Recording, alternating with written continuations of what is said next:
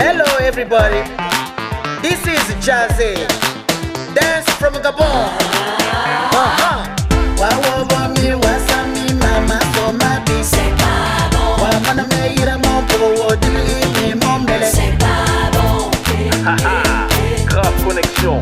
Aïeux, Magenta, Masaki et la mama.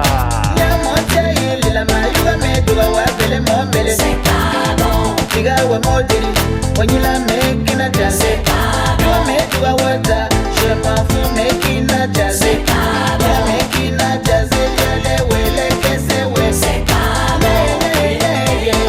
Le mana nyurobie. C'est pas bon. Le mana nyurobie. C'est pas bon. Nasiga soke niga molu muli. Jazzy si tu veux. Engere na kuruba niga molo e. Jazzy si tu veux. Mesdames et messieurs, chers compatriotes, chers amis du Gabon, distingués invités, tout d'abord, je souhaite vous souhaiter, au nom du président de la République, chef de l'État, du secrétaire général du gouvernement ici présent, et en nom propre, tous nos remerciements pour avoir effectué le déplacement, malgré les différentes difficultés que vous auriez pu rencontrer. Je souhaite également remercier ceux qui n'ont pas pu, pour des raisons indépendantes de leur volonté, se déplacer, pour assister à cette présentation donc du plan stratégique Gabon émergent.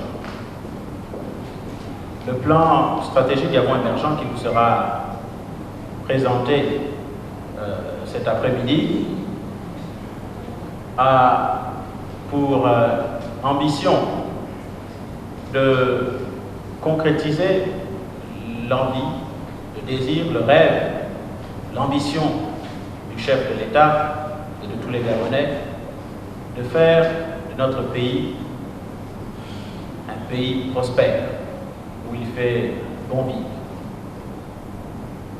Ce travail ne se fera pas avec un seul homme. Le travail en question ne se fera pas avec un parti politique. Ce travail se fera avec le peuple gabonais dans son entièreté. Le peuple gabonais dans sa diversité culturelle, d'opinion. Ce travail se fera également avec les amis du Gabon. Sans plus tarder, je vous présente donc à ma droite M.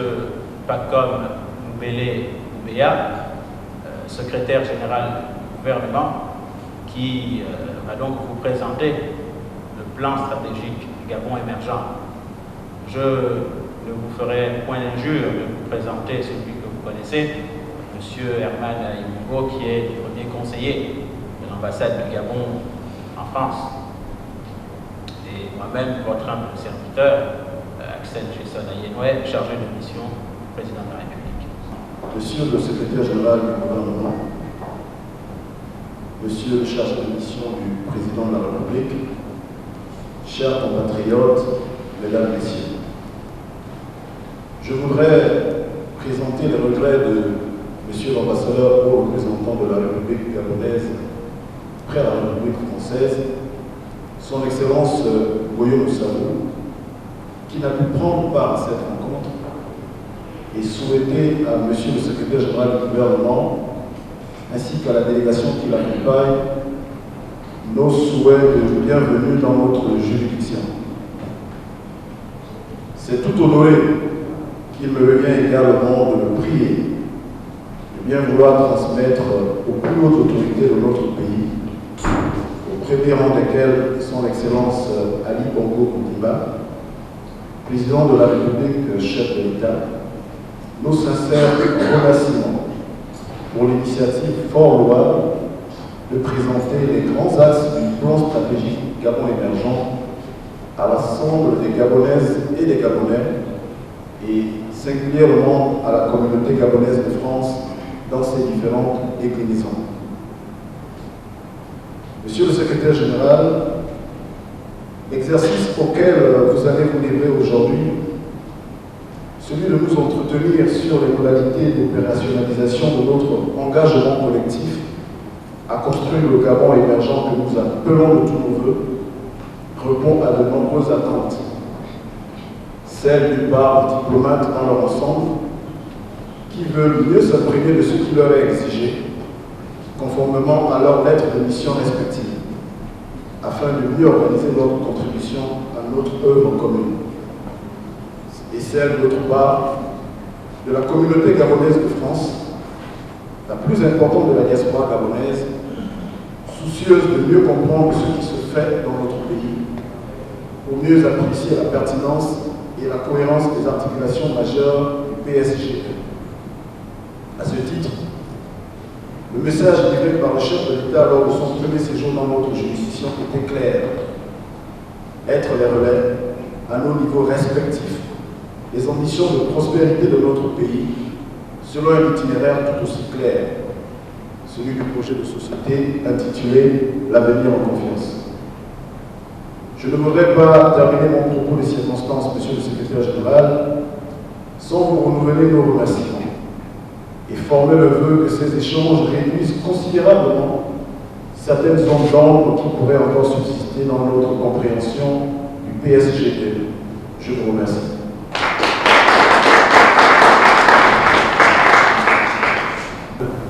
Gabonais et les amis du Gabon qui ont pris sur le plan de pouvoir effectivement vraiment prendre part à cette rencontre. De rencontre en vérité d'informations sur l'explication du PSGE, autrement dit le plan stratégique Gabon émergent. Le plan stratégique Gabon émergent est effectivement un concept dont beaucoup d'entre nous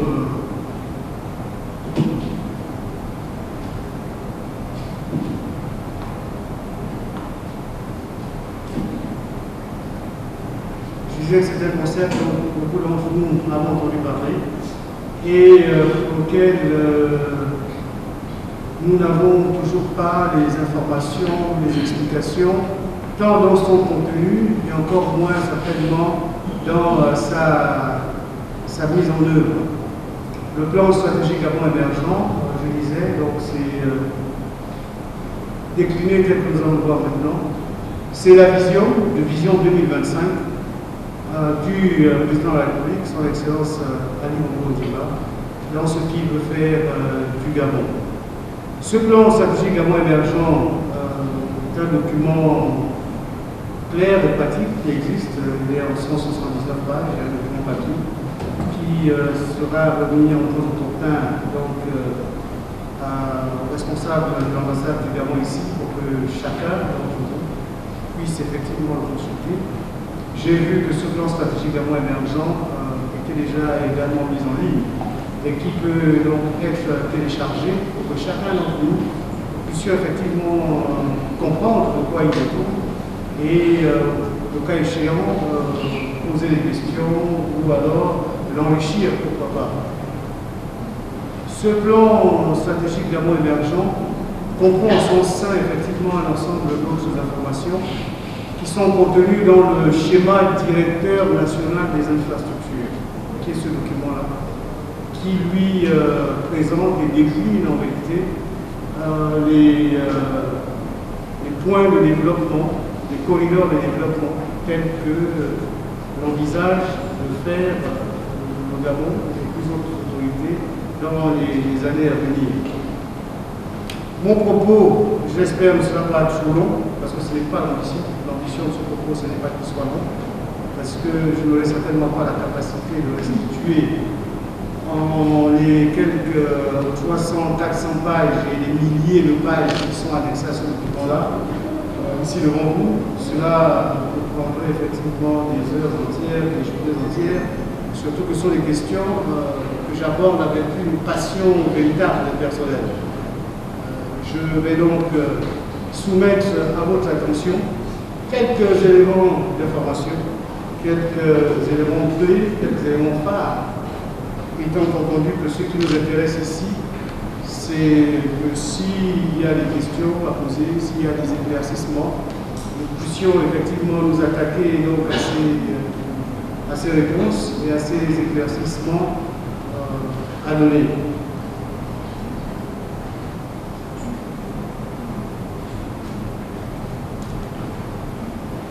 Je disais donc qu'en août 2009, le président de la République gabonaise, son Excellence Ali Bongo Ondimba, avait dans son projet de société, comme l'avaient certainement fait les autres candidats à la présidence à l'époque, proposé un ensemble d'options aux Gabonais qui ont effectivement choisi donc le sien, projet de société intitulé donc L'avenir en confiance.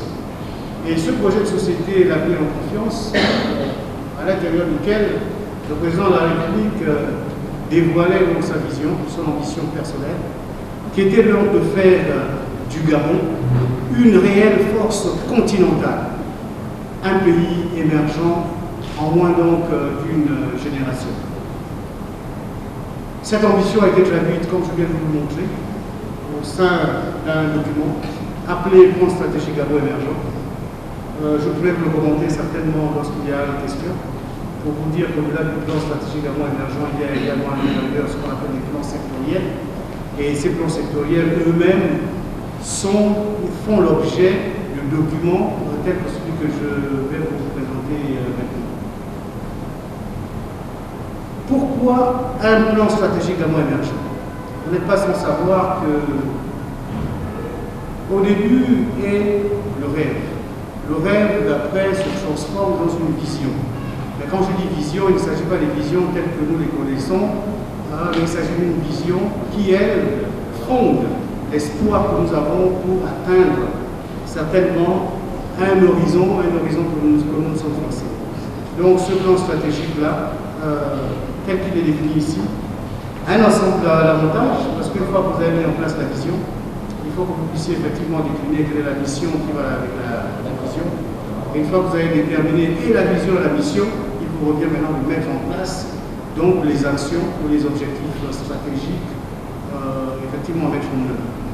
L'avantage de consigner de traduire cette vision en mission et en stratégie, c'est l'avantage qui est très simple. Il permet trois avantages particuliers. D'abord, l'avantage de dessiner de façon très très précise la destination future du Gabon émergent. Donc c'est véritablement la vision. Donc nous ne sommes pas dans simplement une vue de l'esprit, mais nous sommes dans quelque chose qui est structuré et qui est palpable et qui peut être analysé, qui peut être corrigé si besoin est. Le deuxième avantage, effectivement, c'est celui d'indiquer donc les grands axes. Les grands axes qui nous mèneront donc à atteindre la vision que nous nous sommes fixés. C'est ce que nous appelons les orientations stratégiques. C'est ce que nous allons appeler également les missions de façon générale, peut-être que je vais expliquer tout à l'heure.